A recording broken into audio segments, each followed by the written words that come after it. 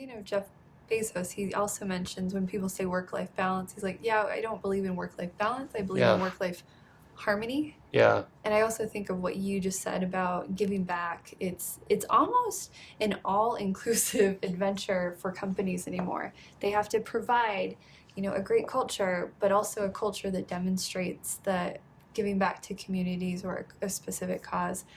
And how, like, if you were talking to an entrepreneur who's just getting started, and they obviously want to aspire to that, but how do you start infusing that early?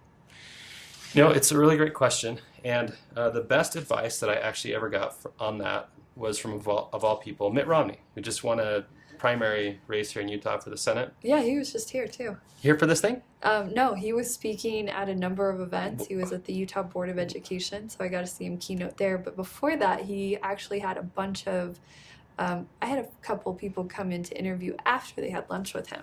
They had it was just like 12 people. I'm like, oh, Well, we need to get Mitt in the mastermind, okay? Because okay. he's one of the few That, people that's kind of straddled this world of business and public service and all that. But, I think he has a lot to offer on that front. I was in a meeting with him way back in like 2011 or something like that. I mean, it was quite a while ago. uh-huh. And a person asked Mitt, how did you maintain work-life balance? And he said, well, uh, you know, at home we had a bunch of boys, and he was leading Bain Capital, which was a big endeavor professionally. And then in his church life, he was in a leadership position. So he said, at work, I tried to set clear boundaries and say, like, I'm not going to go in on Sunday unless there's a real emergency.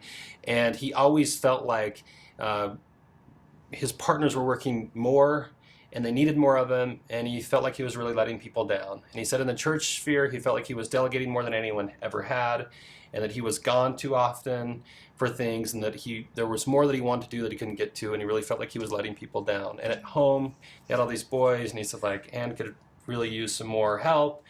And he would try to be super present when he was there, and Ann had this thing where she could go play tennis every day to get a break, but he felt like he was letting people down. And then he stepped back and said, well, at least I guess that's balanced.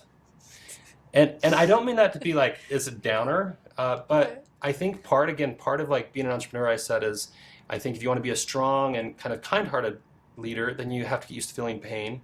And I think if you're trying to do a lot of big hard things, and I include like having a great family, a hard and important thing, you're gonna have to get used to like letting people down sometimes, and getting and understanding how that balances, because things have that they'll ebb and flow, and you just can't predict if that moment where your kid is going to need you so desperately is going to be the moment where the board is going to say this has to be done.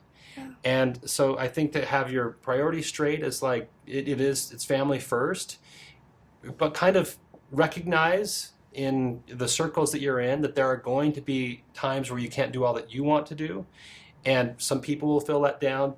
So I try to limit the buckets that I have.